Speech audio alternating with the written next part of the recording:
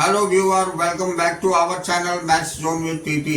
मैं संजीव कुमार आज आपको क्लास 12 की इको की चैप्टर 8 जो अल्पकालीन संतुलन उत्पादन है उसकी पार्ट 2 की जानकारी देता हूं। पार्ट 1 की लिंक मैं डिस्क्रिप्शन में प्रोवाइड कर दिया हूं, वहां जाकर के आप देख सकते हैं। तो आइए स्टार्ट होते हैं अब। तो आइए आज की क्लास चैप्टर 8 की पार्ट 2 हम इस टॉपिक से स्टार्ट करते हैं। तो यहाँ दिया हुआ ये टॉपिक है हमारी, यदि समग्र पूर्ति समग्र मांग से अधिक हो यानी AS is greater then AD तो क्या होता है। कहने का मतलब हो गया कि what happens if AS is greater then AD। तो आइए इसकी हम डिटेल जानकारी लेते हैं। तो इसमें फर्स्ट पॉइंट अवांछित या अनियोजित माल सूची का संचय है, यानी कि एक्यूमुलेशन ऑफ अनडिजायर्ड और अनप्लैन्ड इन्वेंट्री। तो इसमें पहली स्थिति दी हुई है कि जब समग्र पूर्ति समग्र मांग से अधिक यानी कि AS is greater then AD होती है, तब अर्थव्यवस्था में वस्तुओं तथा सेवाओं की पूर्ति में उसकी मांग से अधिक होने की प्रवृत्ति पाई जाती है। परिणाम स्वरूप कुछ वस्तुएं बिना बिके रह जाती है। इसका अर्थ है कि अवांछित अनियोजित माल सूची में वृद्धि होना। अब इसका समायोजन यानी हम एडजस्टमेंट देखेंगे। तो इस अवांछित स्टॉक को समाप्त करने के लिए उत्पादक उत्पादन में कटौती करेंगे। इसके फलस्वरूप समग्र पूर्ति AS में गिरावट आएगी और वह समग्र मांग AD के बराबर हो जाएगी। तो इस प्रकार समग्र पूर्ति AS अपने आप को समग्र मांग AD के अनुसार समायोजित करती है। संक्षेप में उत्पादन में परिवर्तन या आय में परिवर्तन के माध्यम से संतुलन पुनः प्राप्त किया जाता है। अब हम अगला टॉपिक देखेंगे। तो नेक्स्ट टॉपिक है हमारी, यदि समग्र पूर्ति समग्र मांग से कम हो, कहने का मतलब AS is less than AD तो क्या होता है, यानी what happens if AS is less than AD। तो इसमें हम देखेंगे अवांछित या अनियोजित माल सूची में कमी हो जाएगी, यानी fall in undesired unplanned inventory. तो इसकी स्थिति में हम देखते हैं जब समग्र पूर्ति समग्र मांग से कम यानी AS is less than AD होती है, तब अर्थव्यवस्था में वस्तुओं तथा सेवाओं की पूर्ति में उनकी मांग से कम होने की प्रवृत्ति पाई जाती है, यानी उत्पादकों के वर्तमान स्टॉक की बिक्री हो जाएगी तथा स्टॉक कम होने के कारण उत्पादक बिना पूरी की गई मांग की हानि उठाएंगे। इसका अर्थ है अवांछित या अनियोजित माल सूची में कमी होना। अब इसका समायोजन कैसे होगा, तो ये हम लोग यहाँ देखते हैं। तो इसकी समायोजन के लिए बिना पूरी की गई मांग की हानि से बचने के लिए उत्पादक अधिक उत्पादन की योजना बनाएंगे। फलस्वरूप समग्र पूर्ति AS बढ़ेगी और समग्र मांग AD के बराबर हो जाएगी। इस प्रकार समग्र पूर्ति AS अपने आप को समग्र मांग AD के साथ एकाकार यानी कन्वर्जेंस अर्थात बराबर कर लेती है। अतः उत्पादन के परिवर्तन या आय में परिवर्तन के माध्यम से संतुलन पुनः प्राप्त किया जाता है। अब हम महत्वपूर्ण अवधारणाएं यानी इम्पोर्टेंट कंसेप्ट्स देखेंगे। तो इसमें पहली पॉइंट है संतुलन GDP से संबंधित 3 आधारभूत मान्यताएं। कहने का मतलब हो गया 3 basic assumptions related to equilibrium GDP। तो आइए इसकी डिटेल जानकारी लेते हैं। तो केंद्र के सिद्धांत की 3 आधारभूत मान्यताओं पर अवश्य ध्यान दें। पहला है अल्पकालीन विश्लेषण यानी शॉर्ट पीरियड एनालिसिस। केंद्र के सिद्धांत के अनुसार संतुलन GDP की केवल अल्पकाल के संदर्भ में ही चर्चा की जाती है। दूसरी है बंद अर्थव्यवस्था यानी क्लोज्ड इकोनॉमी। केंद्र ने संतुलन GDP के सिद्धांत की एक बंद अर्थव्यवस्था के संदर्भ में चर्चा की है। अतः AD बराबर C+I जब केवल परिवार क्षेत्र और उत्पादक क्षेत्र पर विचार किया जाता है। तीसरी पॉइंट है समग्र पूर्ति पूर्णतया लोचदार है, यानी AS इज परफेक्टली इलास्टिक। तो केंद्र ने समग्र पूर्ति को पूर्णतया लोचदार माना है। इसका अर्थ है कि हम एक ऐसी अर्थव्यवस्था का अध्ययन कर रहे हैं जिसमें अतिरिक्त क्षमता यानी एक्सेस कैपेसिटी विद्यमान है, अथवा जिसमें उत्पादन क्षमता अपनी आदर्श स्थिति में नहीं है अथवा जिनमें संसाधन बेरोजगार है। इस प्रकार जब में वृद्धि होती है तो समग्र पूर्ति में इसके अनुरूप ही वृद्धि होती है, क्योंकि समग्र मांग के अनुरूप अतिरिक्त क्षमता का प्रयोग होना आरंभ हो जाता है। अब इसी के अंतर्गत अतः समग्र पूर्ति सदैव समग्र मांग के बराबर हो जाती है, यानी कीमत स्तर में कोई परिवर्तन किए बिना। नेक्स्ट टॉपिक हमारी है बचत यानी S बराबर निवेश I दृष्टिकोण और संतुलन GDP या संतुलन आय, यानी S equal to I approach and equilibrium GDP और इक्विलिब्रियम इनकम। तो आइए इसकी डिटेल जानकारी प्राप्त करते हैं। तो इसमें पहली पॉइंट, इस दृष्टिकोण के अनुसार संतुलन GDP या संतुलन आय तब प्राप्त होती है जब बचत S बराबर निवेश I हो जाता है, यानी S is equal to I। अब दूसरी पॉइंट है बचत तथा निवेश फलनों की चर्चा पिछले अध्याय में पहले ही की जा चुकी है। तीसरी पॉइंट है इसकी एक संक्षिप्त पुनरावृत्ति नीचे दी गई है जो कि हम यहाँ देखते हैं। तो S तथा I फलन की अवधारणा एक पुनरावृत्ति यानी concept of S and function are recap. तो आइए हम सबसे पहले देखते हैं बचत फलन, जिसे S फंक्शन हम बोलते हैं। तो इसके बारे में हम जानते हैं कि S बराबर FY बचत आय का फलन है, यानी बचत S का आय Y के धनात्मक संबंध है, परंतु आय के निम्न स्तर पर बचत S ऋणात्मक हो जाती है, क्योंकि आय के निम्न स्तर पर उपभोग C आय Y से अधिक हो जाता है। अब दूसरा पॉइंट है बचत तब तक ऋणात्मक होती है जब C is greater then Y है। यहाँ हम एक सरल रेखा S फलन की विवेचना कर रहे हैं, इसे रेखीय फलन यानी लीनियर फंक्शन भी कहते हैं। अब दूसरा है निवेश फलन यानी I फंक्शन। तो जहाँ तक I का फलन का संबंध है हम केवल स्वायत्त निवेश ऑटोनोमस इन्वेस्टमेंट को ध्यान में रख रहे हैं। अब यहाँ देखिए ये पहली पॉइंट हमें ये बताती है यह फलन I Y के स्तर से स्वतंत्र है। तदनुसार यह एक क्षैतिज सरल रेखा यानी हॉरिजॉन्टल स्ट्रेट लाइन है जो Y अक्ष से शुरू होती है। यह ध्यान देने योग्य है कि संतुलन विश्लेषण के संदर्भ में केंद्र ने प्रेरित निवेश यानी इंड्यूस्ड इन्वेस्टमेंट पर विचार नहीं किया है, जो अर्थव्यवस्था में आय के स्तर में परिवर्तन होने पर परिवर्तित होता है। अब नेक्स्ट टॉपिक हम देखते हैं संतुलन GDP आय सारणीयन प्रस्तुतिकरण यानी इक्विलिब्रियम GDP ऑब्लिक इनकम और टेबुलर प्रेजेंटेशन। तो आइए इसे हम तालिका से समझते हैं। तो बचत तथा निवेश के बीच समानता के रूप में GDP के संतुलन स्तर को प्रकट करती है। यहाँ तालिका में हम देख सकते हैं बचत तथा निवेश के बीच समानता के रूप में संतुलन GDP आय, जिसे हम इक्विलिब्रियम GDP या income of the term equality between S and I बोलते हैं। तो यहाँ देखिए टेबल में हमें दिया हुआ है ये आय करोड़ों में दिया हुआ है, ये 0 है पहले, उसके बाद ये 20 है, ये 40, 60, 80, 100, 120 और 140 है। जबकि यहाँ उपभोग ये भी करोड़ में दिया हुआ है 30, 40, 50, 60, 70, 80, 90 और 100 है। और यहाँ बचत दिया हुआ है S बराबर Y माइनस C होती है जो -30, -20, -10, 0 और 10, 20, 30 और 40 है।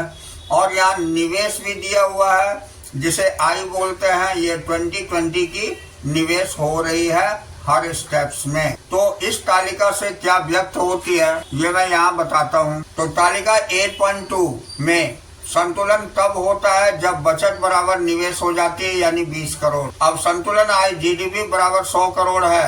अब यहाँ संतुलन GDP तथा आय रेखा चित्रीय प्रस्तुतिकरण हम देखते हैं, जिसे equilibrium GDP income oblique income जिसे ग्राफिक प्रेजेंटेशन बोलते हैं।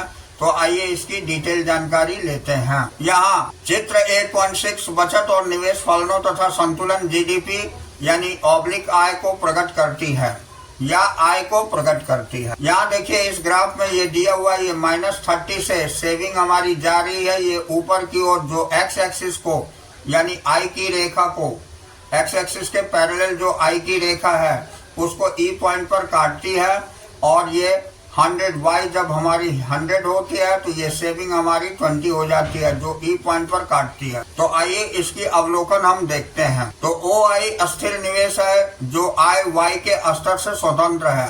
अब O के ऋणात्मक नेगेटिव बचत है जो न्यूनतम उपभोग C के बराबर है जब Y बराबर 0 होती है। अब तीसरी पॉइंट है हमारी E संतुलन बिंदु है जहाँ S बराबर I है। अब OT संतुलन GDP या संतुलन आय है। तो इस ग्राफ से यही रिप्रेजेंट होती है। अब यहाँ नेक्स्ट पॉइंट देखते हैं। E संतुलन बिंदु है जहाँ बचत S बराबर निवेश I है और यहाँ OT संतुलन GDP बराबर 100 है। और अगली पॉइंट, अब अर्थव्यवस्था में उत्पादन पर नियोजित व्यय यानी AD बराबर नियोजित उत्पादन AS।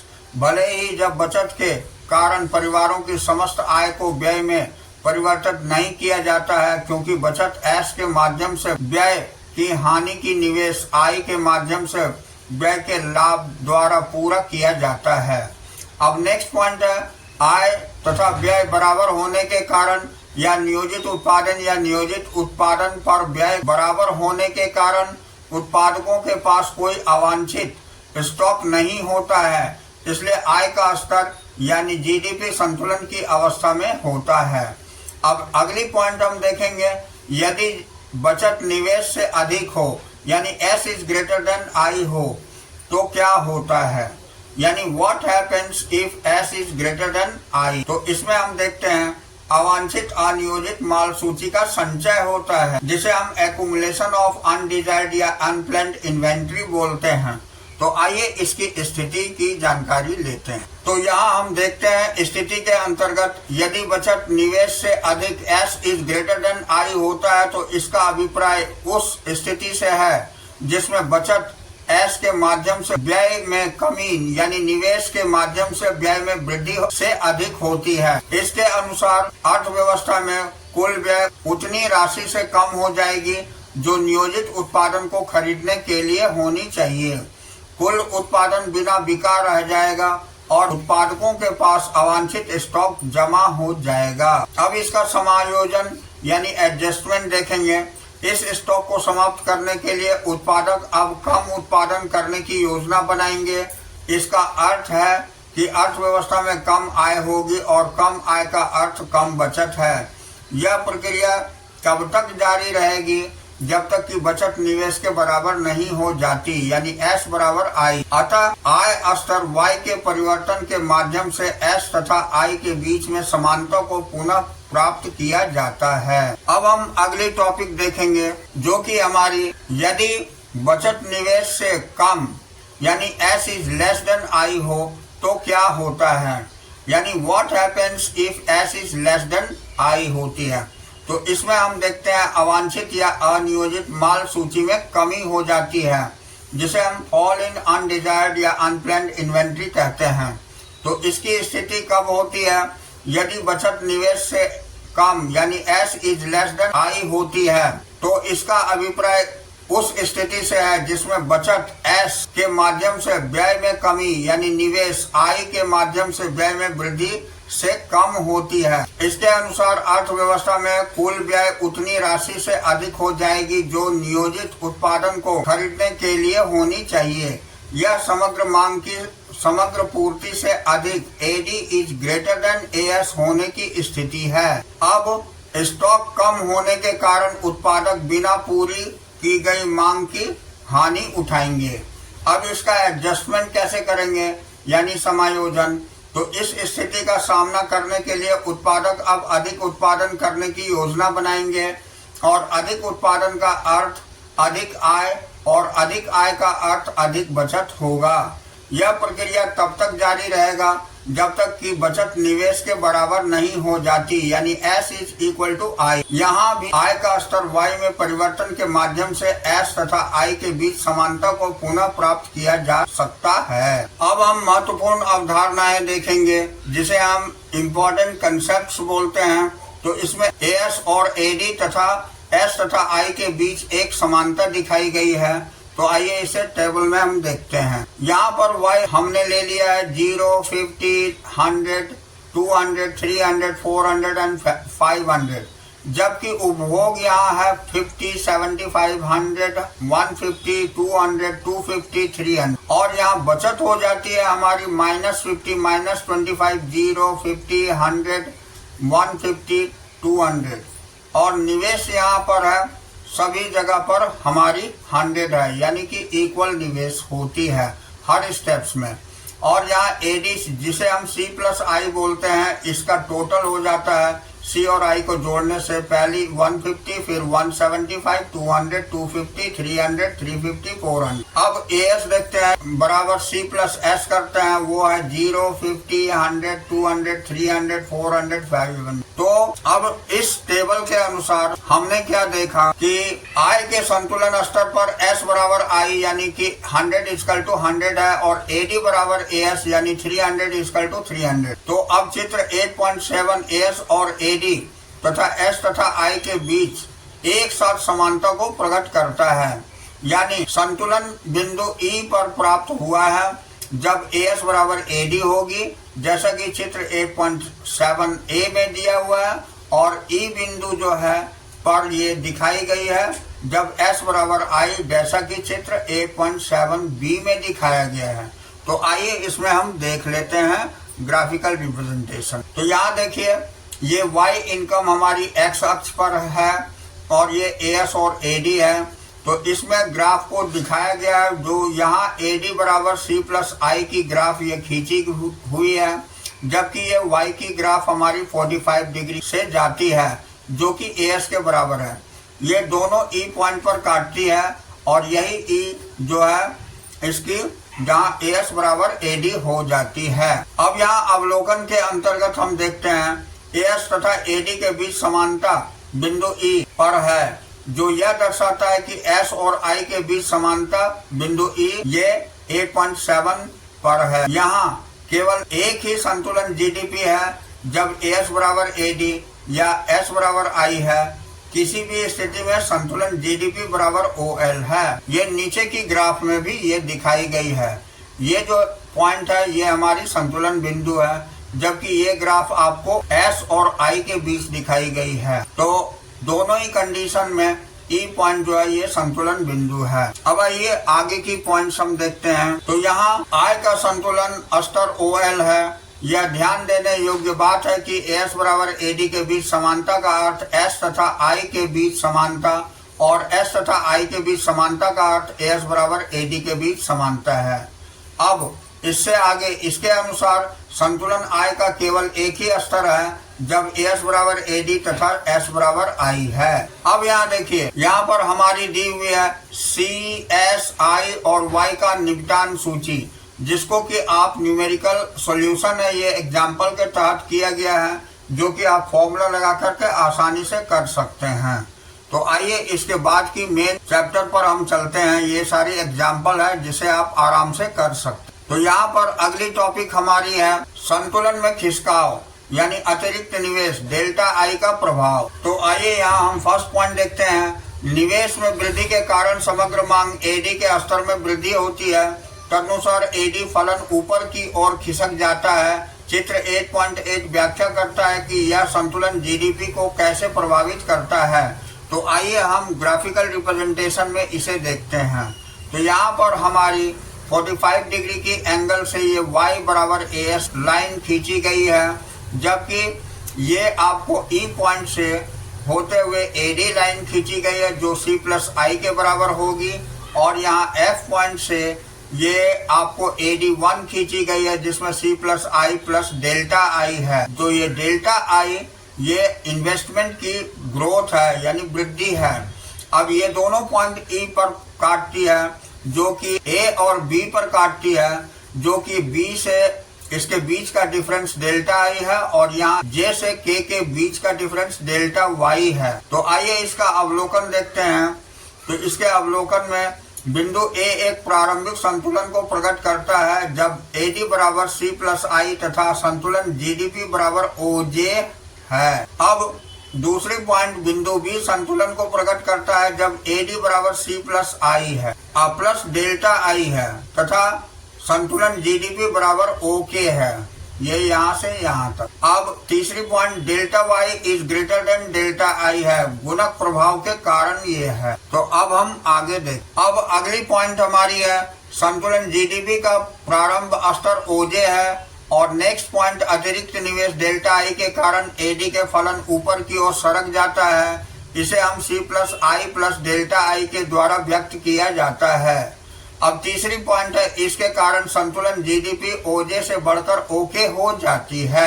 अब हम नेक्स्ट पॉइंट देखते हैं अतिरिक्त निवेश का गुणक प्रभाव, यानी additional investment has multiplier effect. तो यहाँ पर हम पहली पॉइंट देख रहे हैं चित्र 8.8 में अतिरिक्त निवेश यानी डेल्टा आई के कारण आय का स्तर ओजे से बढ़कर ओके हो जाता है, यानी आय में वृद्धि बराबर जेके है।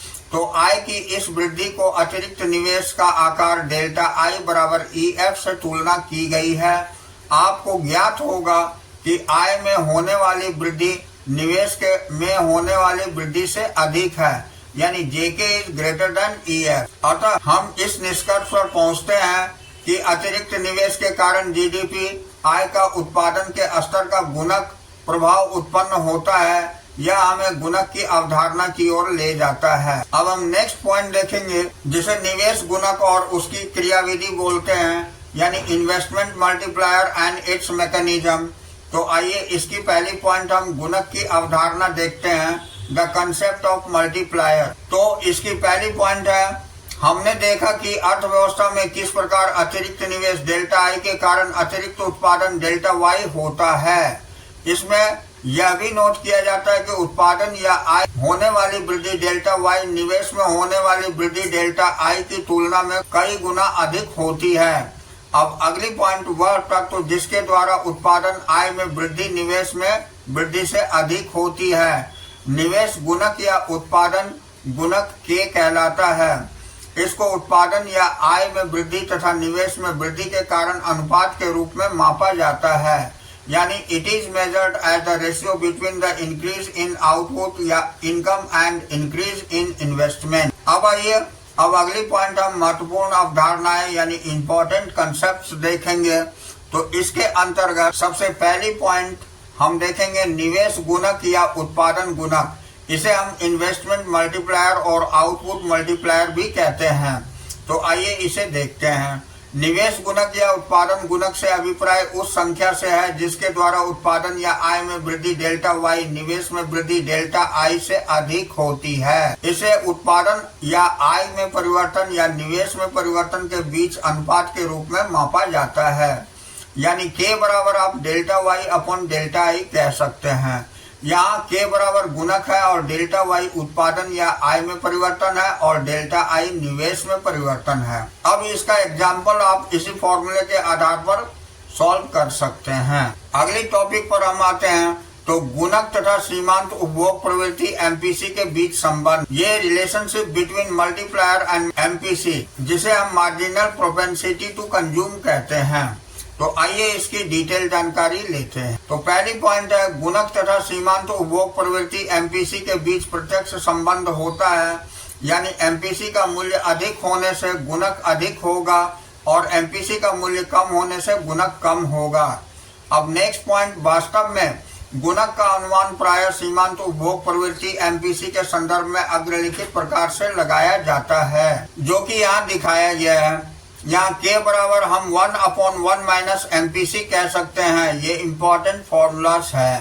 तो यह समीकरण सीमांत उपभोग प्रवृत्ति एमपीसी तथा गुणक के बीच प्रत्यक्ष संबंध स्थापित करता है। इसके उदाहरण भी आप कर सकते हैं।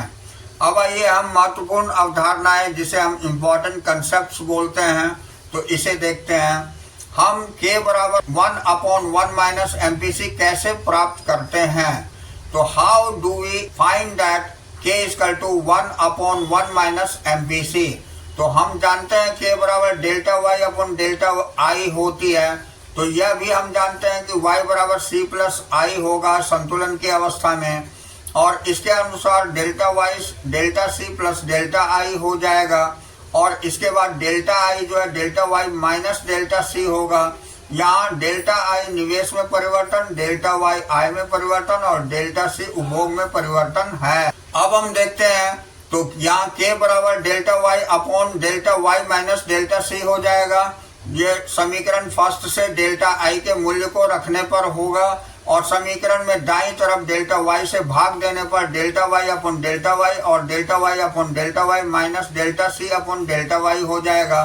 तो इसे सॉल्व करने से ये 1 upon 1 minus delta C upon delta Y हो जाएगा और ये delta C upon delta Y हमारी एमपीसी हो जाएगी। तो 1 अपॉन 1 माइनस एमपीसी यानी एमपीसी बराबर ये दिखाया गया है। अब चूंकि एमपीसी प्लस एमपीएस बराबर 1 होती है या एमपीएस बराबर 1 माइनस एमपीसी हम लिख सकते हैं, तो के बराबर 1 अपॉन एमपीएस भी कह सकते हैं। इसका अर्थ है कि गुणक सीमांत बचत प्रवृत्ति का व्युत्क्रम यानी रेसिप्रोकल है।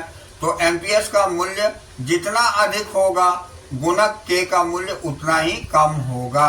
तो आज की क्लास हम यहीं ओवर करते हैं। अगले दिन फिर हम लोग अगली टॉपिक से मिलेंगे। तो that's all for today. We will meet again on the next class.